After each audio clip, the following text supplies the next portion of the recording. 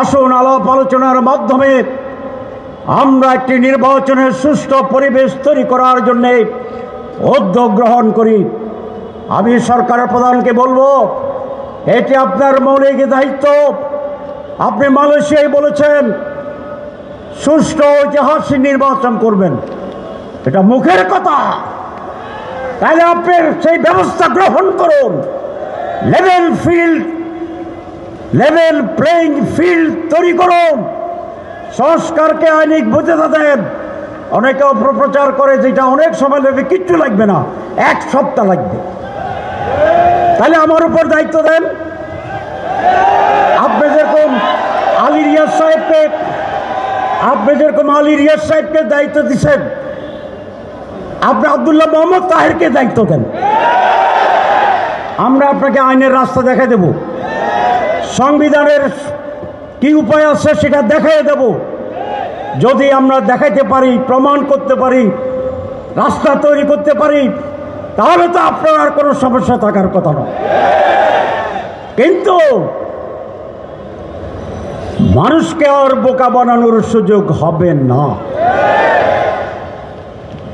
মানুষ ঐক্যবদ্ধ। কেউ কেউ বলে যে আমরা ক্ষমতায় গেলে করব, তাহলে ওনারা যে ক্ষমতায় যাবেন এটা প্রায় নিশ্চয়তা পাইছেন, ঠিক আছে না?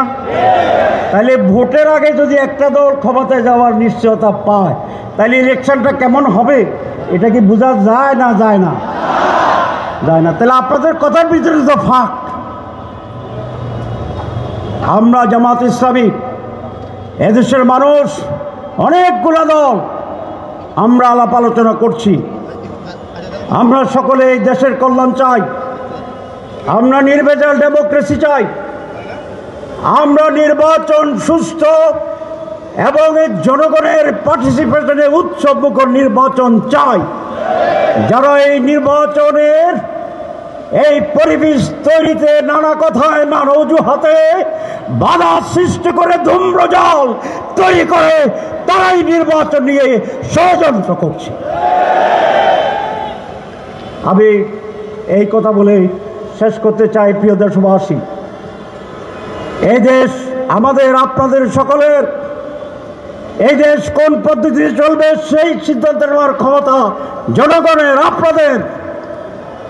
আসুন নির্ধারিত সময়ে একটি সুষ্ঠু নির্বাচনের জন্য, নির্বাচনের পূর্বে যে দাবিগুলো, যে ব্যবস্থাগুলো গ্রহণ করা দরকার, সেইটা যেন এই সরকার গ্রহণ করতে বাধ্য হয়, আমরা সেই দাবিকে জোরদার করতে চাই।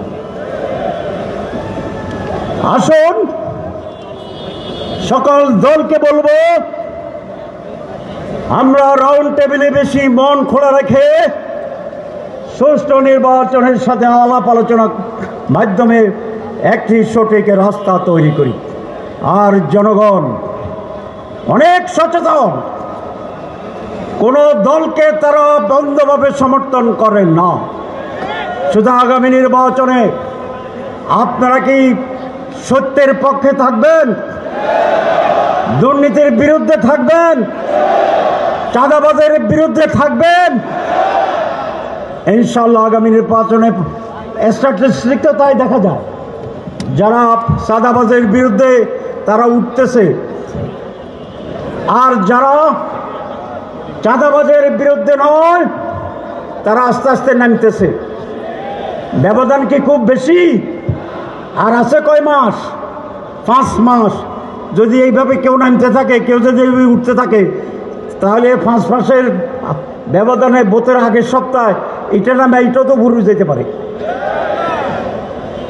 ইনশাল্লাহ এদেশের মানুষ যেমনি হাসিনাকে তাড়িয়েছে, স্বৈরাচারকে পতন ঘটিয়েছে, তারা দুর্নীতিমুক্ত ডেমোক্রেটিক জনগণের অধিকার সম্পন্ন একটি বাংলাদেশ গড়ে তোলার জন্য ঐতিহাসিক ভূমিকা পালন করবে আগামী নির্বাচনে। সবাইকে ধন্যবাদ।